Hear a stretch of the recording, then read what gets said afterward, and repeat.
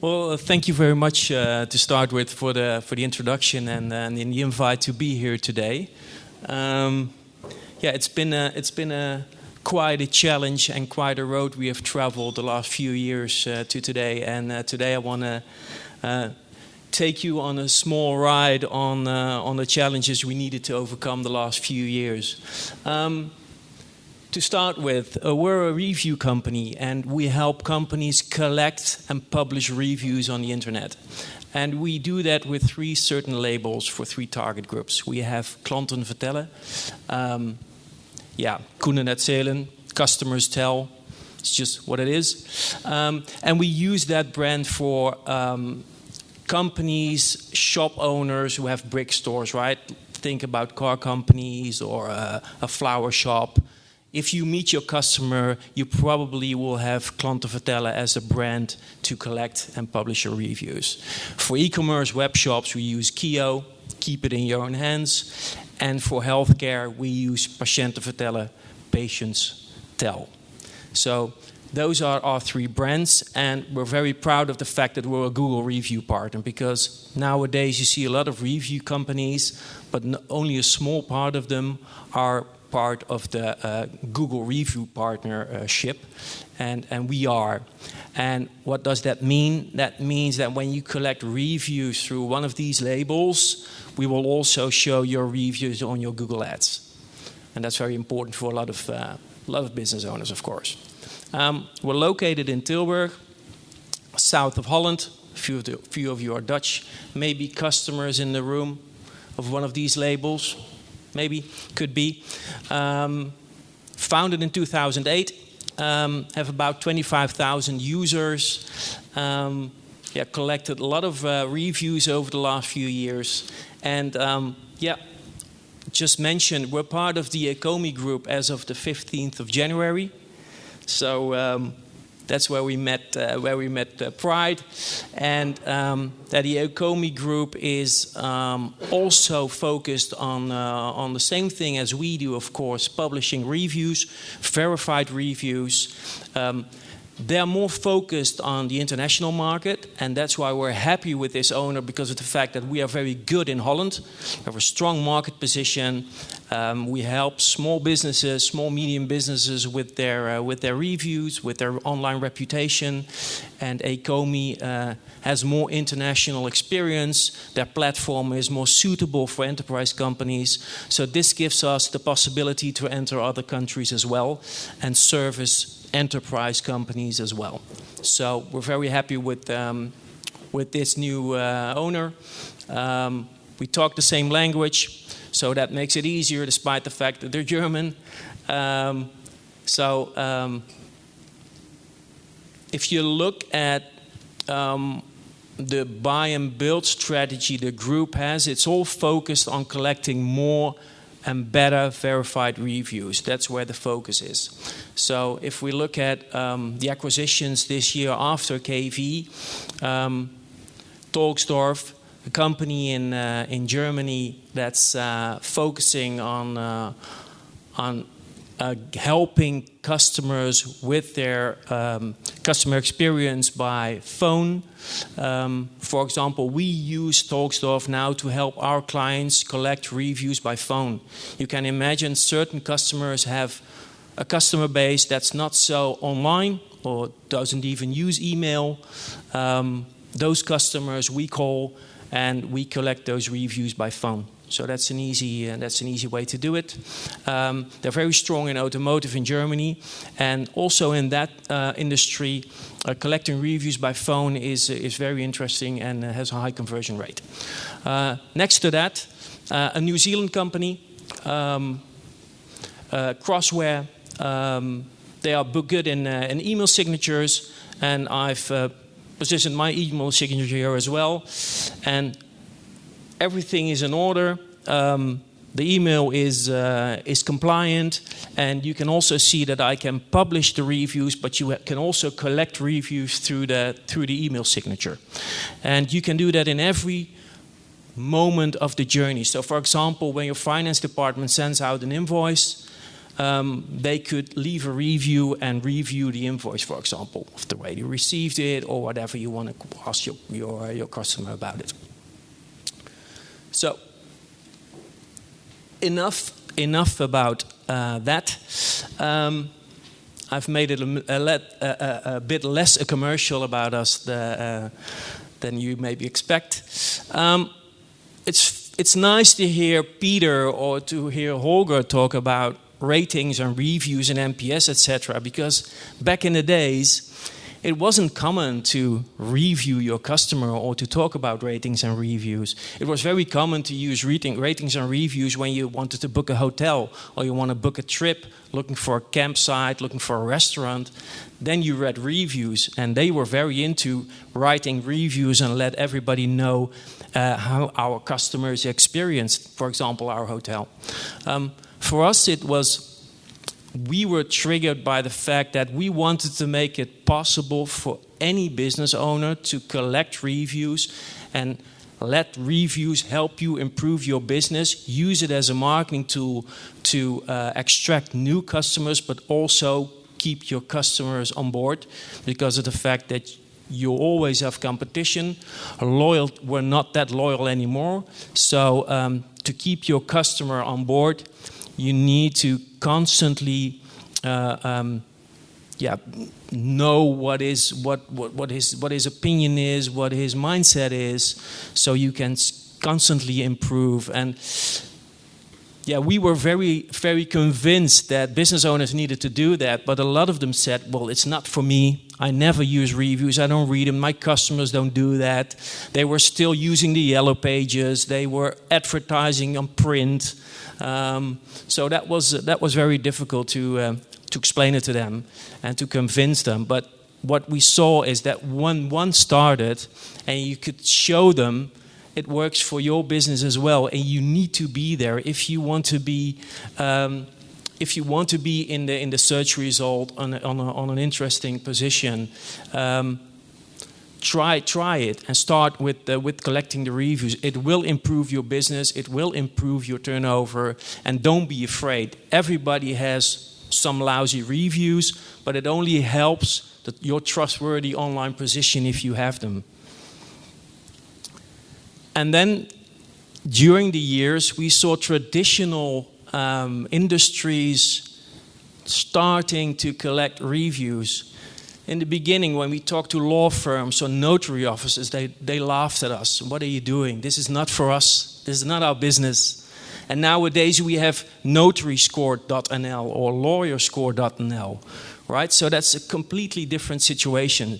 Dentists as well. Healthcare is always a bit difficult because it's a very traditional business still, but they need to do it. And why do they need to do it? If a dentist, for example, in Holland wants to be registered in the quality register of dentists, they need to collect reviews. Every 5 years they need to collect 50 reviews, otherwise they're not part of the register anymore and they have an issue. So you see more and more pressure from branch organizations or franchisers or whatever. We see reviews part of propositions of marketing agencies, of web builders. You see it everywhere.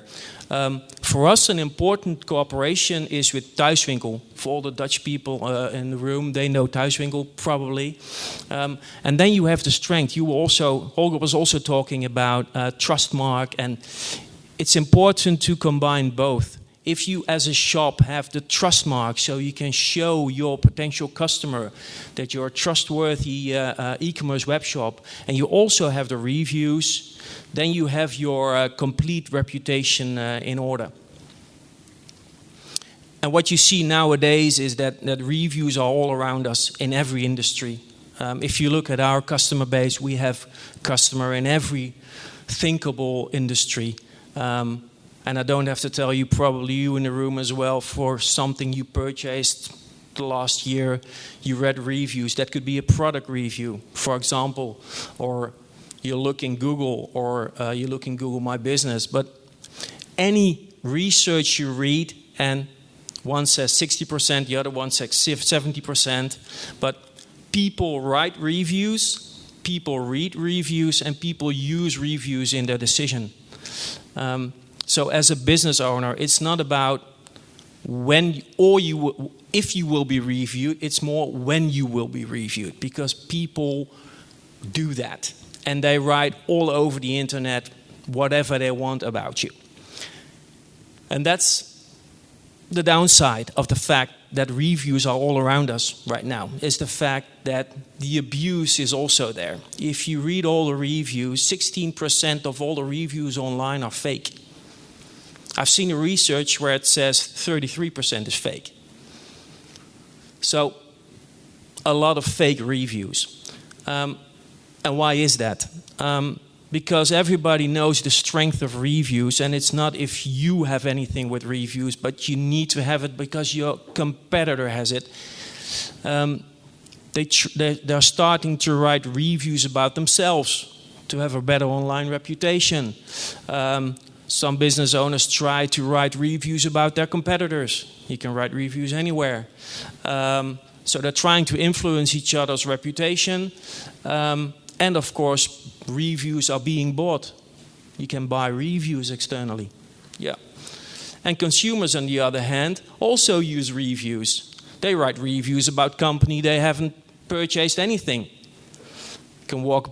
I can walk past the building or past the showroom and think, okay, that's a shitty showroom. Just write a review about it. That's your review. Good luck with that. That's your reputation today. Good luck with that, right? Try to get rid of it. Yeah. Is it true? Don't know. And of course, what you see is consumers using reviews to threat the seller if he doesn't get a discount or something, or I don't get my dessert for free. I will write a review on internet, right? So yeah, that's the downside of it. And of course, people aren't stupid. So what they do, they already screen reviews, right? So people are already looking at certain things when they read reviews, because everybody knows that it's not all true. Nobody believes the newspaper for 100%. Nobody believes all the reviews online. So what do people do at the moment when they read reviews? They have certain things that they're looking at to try to distinguish real from fake. So somebody says, I don't only read the positive reviews. It's more trustworthy when a company, a business owner also has negative reviews, because we all have unhappy customers. Nobody has completely happy customers. That's not possible. So if you receive a review that's not positive, yeah, don't stay calm. Just respond to it and continue with your business. And if you get a lot of them, yeah, you need to improve something. But people are looking at certain issues to scan them, and one of them is, of course, to check the review comes from a reliable review platform. That's an important one.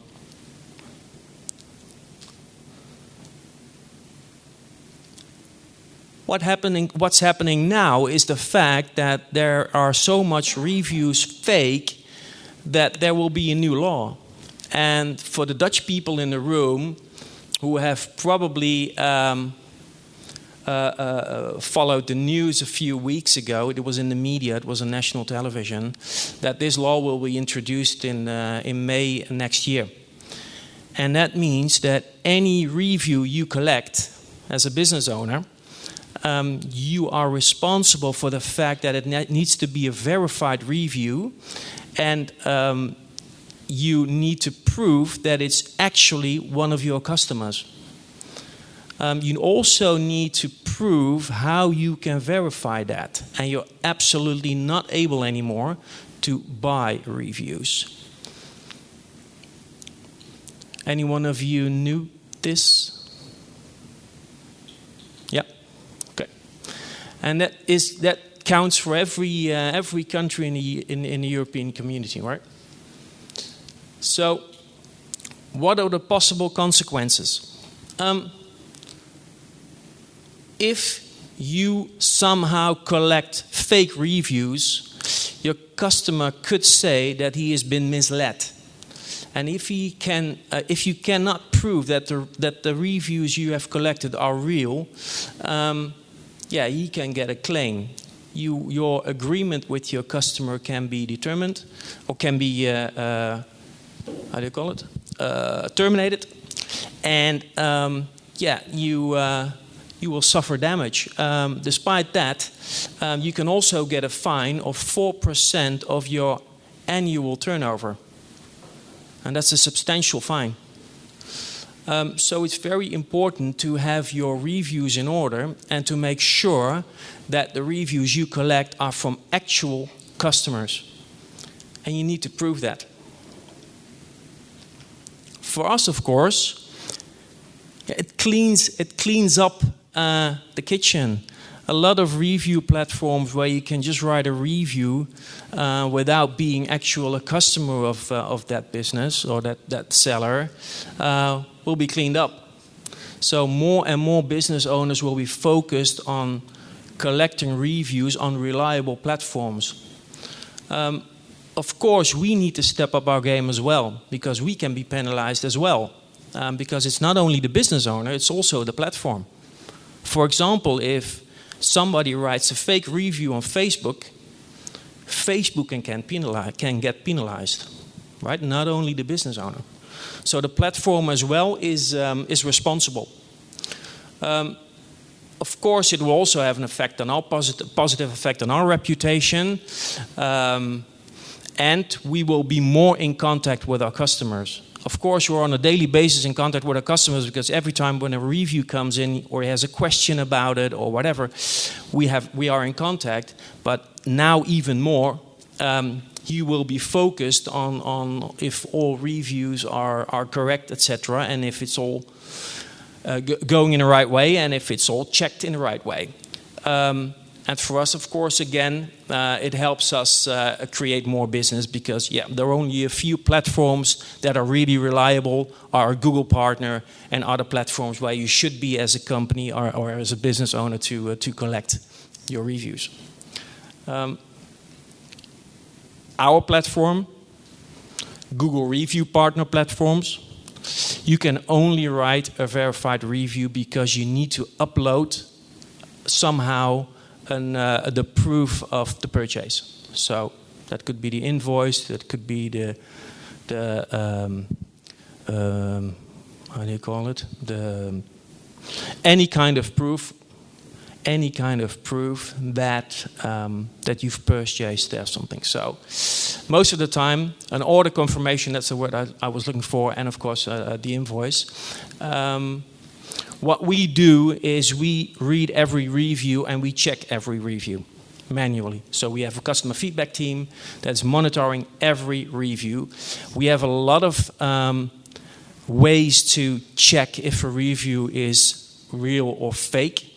But we'll and cannot explain them all. But we have some technical ways to check that as well. Of course, we have some automated fraud checks also. So we have manually checks and automated checks, and that's what we as a company need to do. So last sheet from my side is my advice to any company: collect your reviews on a reliable platform. Collect your reviews there, and you will have no worries about any a penalty or whatsoever. And when you collect reviews on a reliable platform, the outcome of your reputation will be a fair reflection of your performance.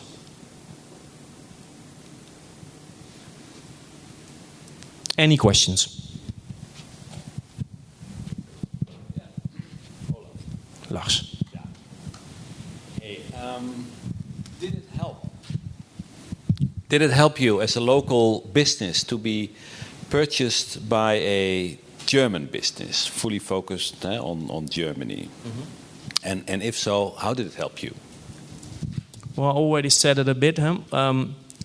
We were very internationally. We have a lot of international ambition. Not with Klantenvertellen, because nobody understands or can pronounce it, but with Kiyoh we can, and we have some international customers there. But we don't have had the power or the platform to really penetrate those markets. With Ecomi, that's not really German. It's more a global company with offices all over the world, with customers all over the world, that has a platform that's a few years ahead of ours. Combined with the fact that we have our own review knowledge and knowledge of the Dutch market and the knowledge of the cooperation with the Trustmark, combined with their international experience, gives us the possibility to combine both and attack and create more market share in other countries. So, yeah, it helps a lot. Yeah, absolutely. Yes.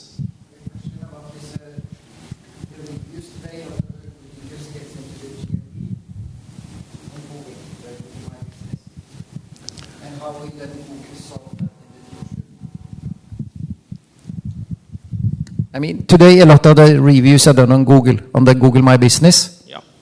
And if you say that I'm as a business owner, I have not claimed my Google My Business as an example, and then a consumer, or a competitor write a bad review about you, that's not true.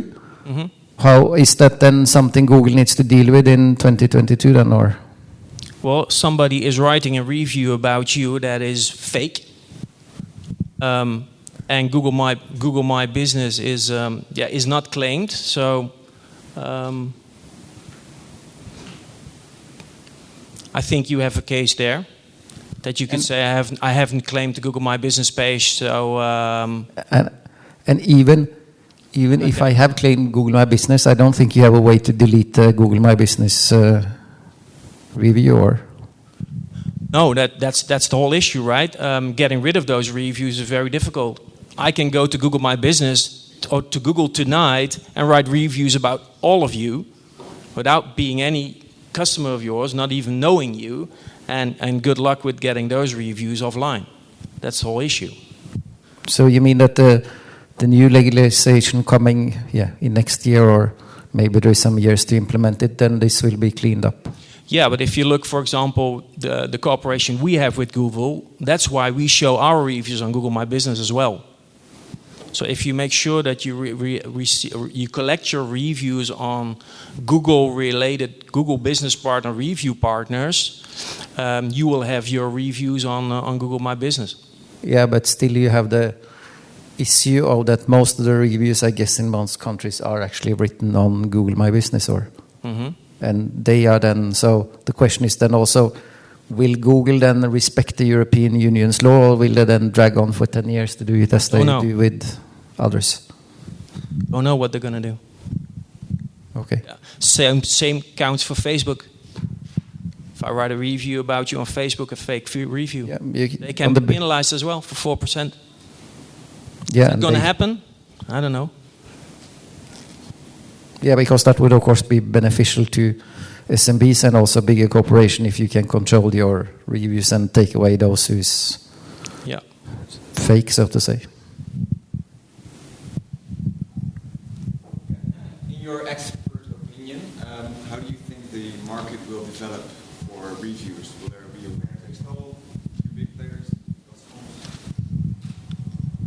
There are only a few, about 50 worldwide Google review partners. And I think Google will focus more on those partners than they've done before. I believe that there will be no new Google partners in there for the future. That door is closed. They have enough, and this is good enough.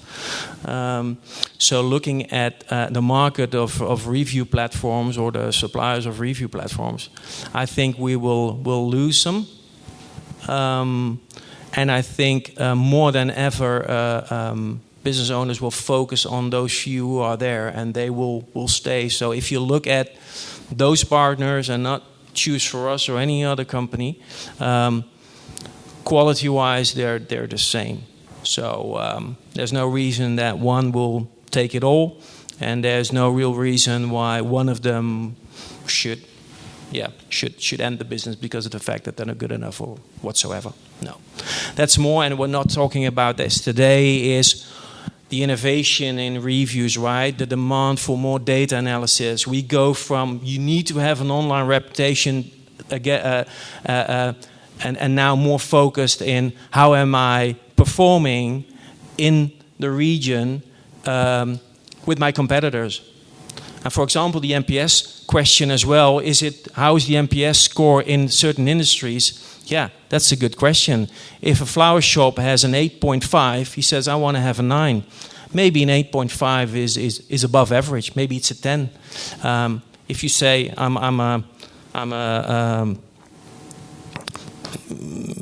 any example, a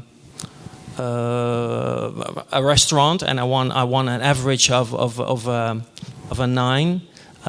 Maybe the average is a 9.5. So it's important to make the data analysis and compare your reviews with others.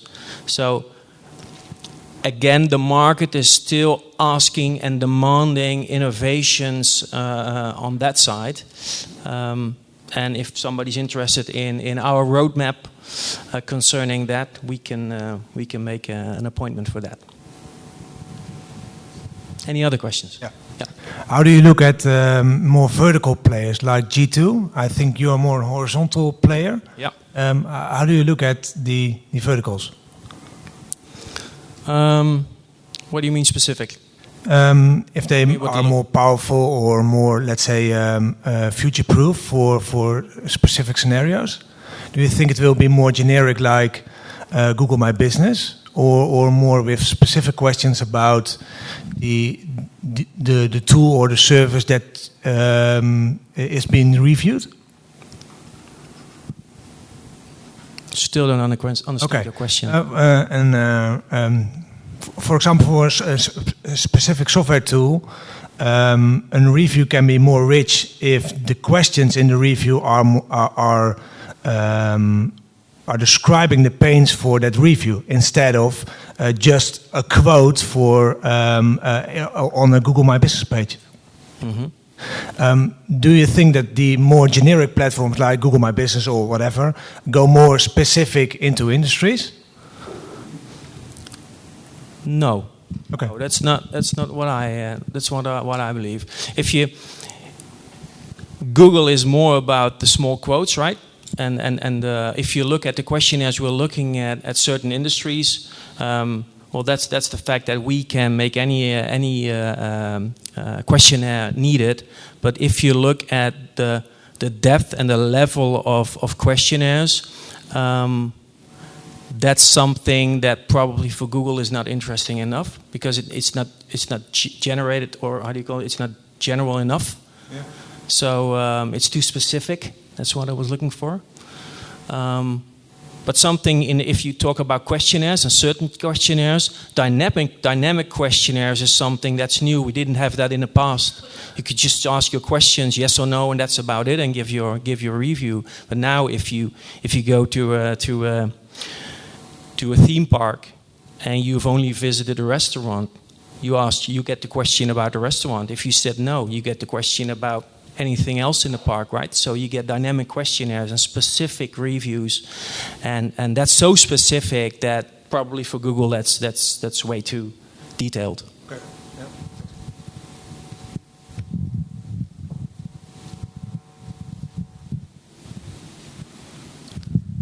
Yeah. A question of the ownership change, because economy is the same type of technology or same type of service what you offer.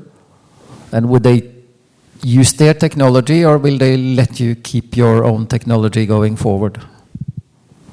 Sorry, I missed the first. I guess that you have your technology from when you get bought. Yep. And e-economy have their own as the owner. Yep. Okay. Do they plan to integrate it or scrap one, or would they let you live your life alone? Yeah. We're using the best of both worlds, right? If you look at, we're making a combination of both, actually. The straight answer is the old platform, and I call our platform the old platform compared to theirs, that will always stay. because it's very suitable for the SMBs. If you look at their software, it's more suitable for enterprise companies. But the strength is the simplicity on our platform. It's a plug-and-play solution, and that combined with the Ecomi platform, and we will make that more easy to use as well, will be the future platform. So it will be a combination of both. And how was the first month when you got taken over? Bumpy. More specific, was it? Yeah, well, you talk the same business, and the first month you have been in contact, of course, a lot of months. So you already know each other. You've spoken a lot, looking at, do we share the same vision? What do we do with the roadmap development? So we already got to know each other, and of course, in the beginning, it's all new, and we have to get to know each other. We couldn't visit each other because of COVID. You have German, Dutch, so yeah, some challenges, but we're still trying to get to know each other. I think that will take about a year in total. Okay, thank you.